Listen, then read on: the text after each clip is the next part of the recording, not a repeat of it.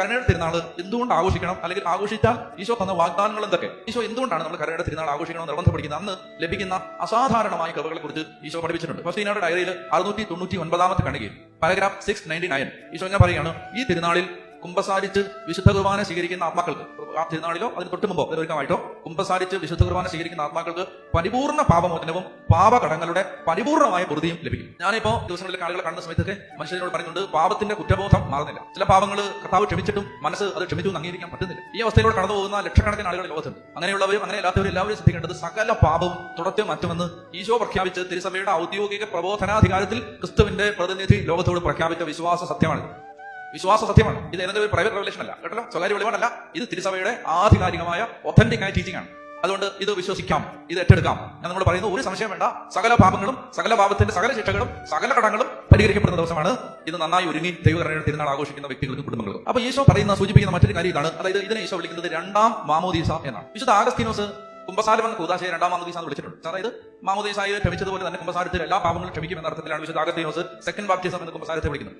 ഇപ്പൊ ഈശോ ഭൗതികമായി വെളിപ്പെടുത്തി കൊടുക്കുക, ഇത് രണ്ടാം മാമോദീസായാണ് എന്ന് പറഞ്ഞതാണ്. ഇത് മാമോദീസായിൽ മാത്രം ലഭിക്കുന്ന കൃപകളുടെ നവീകരണമാണ്. മാമോദീസായിൽ എന്തെല്ലാം കൃപകൾ കിട്ടിയോ അത് മുഴുവൻ നവീകരിക്കപ്പെടും എന്ന് പറഞ്ഞാൽ നമ്മൾ ഇനി അപ്പൊ ഞാൻ ഈ മാമോദീസയെ കുറിച്ച് പഠിച്ചു കഴിഞ്ഞപ്പോ ഞാൻ വിചാരിച്ചിട്ടുണ്ട്, ദൈവമേ ഇതെല്ലാം അറിഞ്ഞു കഴിഞ്ഞപ്പോഴാണ് സത്യം പറഞ്ഞാല് ഒന്നുകൂടെ മാമോദീസ സ്വീകരിക്കാൻ ആഗ്രഹം വരുന്നത്. പക്ഷെ അങ്ങനെ ഒരു മാമോദീസ സ്വീകരിക്കാൻ വകുപ്പില്ല. നമുക്ക് ഏക മാമോദീസയിൽ ഞങ്ങൾ വിശ്വസിക്കുന്നു. അപ്പൊ അതുകൊണ്ട് നമുക്ക് ഇനിയൊരു മാമോദീസ സ്വീകരിക്കാനായിട്ട് പറ്റില്ല. അപ്പോൾ മാമോദീസയിൽ എന്തെല്ലാമാണ് ലഭിക്കുന്നത് എന്ന ആ കൃപാവരത്തെ കുറിച്ച് ബോധ്യം കിട്ടി കഴിഞ്ഞപ്പോൾ ഞാൻ ആദ്യം ചെയ്തത്, ഞാൻ ജനിച്ചു വളർന്ന പള്ളിയിലെ വികാരിച്ചനെ വിളിച്ചിട്ട് ഞാൻ മാമോദീസ സ്വീകരിച്ച് ഡേറ്റ് ചോദിച്ച് മനസ്സിലാക്കി. എന്നിട്ട് ഞാൻ എന്റെ ജീവിതത്തിലെ ഏറ്റവും പ്രധാനപ്പെട്ട ദിവസങ്ങളിൽ, വാർഷികം ജന്മദിനം ആഘോഷിക്കുന്നതിനേക്കാളും മറ്റെന്ത് കാര്യം ആഘോഷിക്കുന്നതിനേക്കാളും ഞാൻ വളരെ സീരിയസ് ആയിട്ട് ഒരു ആനുവൽ ഫീസ്റ്റ് ഡേ പോലെ ആഘോഷിക്കുന്നത് എന്റെ ബാപ്റ്റിസത്തിന്റെ ദിവസം. കാരണം അതിനെക്കുറിച്ച് ബോധ്യം കിട്ടി കഴിഞ്ഞപ്പോൾ, പഠിച്ചു കഴിഞ്ഞപ്പോൾ മനസ്സിലായി, സത്യം പറഞ്ഞാൽ നമ്മൾ എന്തായി ഈ ലോകത്തെ അന്ധകാരത്തിന്റെ യുഗത്തിൽ നിന്ന് പുത്രന്റെ രാജ്യത്തിലേക്ക് കടന്നു വന്ന ദിവസമാണ്.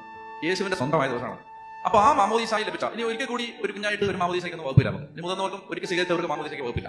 അപ്പൊ ആ മാമോദീസായിലെ മുഴുവൻ കൃപകളെയും അതേ ഇന്റൻസിറ്റിയിൽ സ്വീകരിക്കാൻ നിങ്ങൾ ആഗ്രഹിക്കുന്നുണ്ടെങ്കിൽ അതിനുള്ള ഏറ്റവും അസുലഭമായ സന്ദർഭമാണ് എന്ത്? ദൈവ കരുണയുടെ തിരുനാൾ. അപ്പൊ അതുകൊണ്ട് കരുണയുടെ തിരുനാൾ ദിവസം യോഗ്യതയോടെ വിശുദ്ധ കുർബാന സ്വീകരിക്കുമ്പോൾ സകല പാപങ്ങൾക്കും സകല ശിക്ഷകൾക്കുമുള്ള കടം ഇളച്ച് കിട്ടുകയാണ്. ഞാനിത് സൂചിപ്പിച്ചത് നമ്മൾ ഈ ദിവസങ്ങളെ എത്രമാത്രം പ്രധാനപ്പെട്ടതായിട്ട് കാണണം എന്ന് ഓർമ്മിപ്പിക്കാൻ വേണ്ടിയിട്ടാണ്. ഒന്ന് ഒറ്റ തിരിച്ചെല്ലാം ഈശോയുടെ തിരുഹൃദയത്തിൽ നിന്ന് ഞങ്ങൾക്ക് കാരുണ്യ സ്രോതസ്സായി ഒഴുകിയിറങ്ങിയ തിരു രക്തമേ തിരു ജലമേ ഞാൻ അങ്ങയിൽ ശരണപ്പെടുന്നു. അത് വിശ്വാസത്തോടെ കണ്ണടച്ച് നെറ്റിയിലേക്ക് ഈശോയുടെ തിരുഹൃദയത്തിൽ നിന്ന് ഞങ്ങൾക്ക് കാരുണ്യ സ്രോതസ്സായി ഒഴുകിയിറങ്ങിയ തിരു രക്തമേ തിരു ജലമേ ഞാൻ അങ്ങയിൽ ശരണപ്പെടുന്നു. ഒരിക്കൽ കൂടി ഉച്ചത്തിലെത്തിയെല്ലാം ഈശോയുടെ തിരുഹൃദയത്തിൽ നിന്ന് ഞങ്ങൾക്ക് കാരുണ്യ സ്രോതസ്സായി ഒഴുകിയിറങ്ങിയ തിരു രക്തമേ തിരു ജലമേ ഞാൻ അങ്ങയിൽ ശരണപ്പെടുന്നു.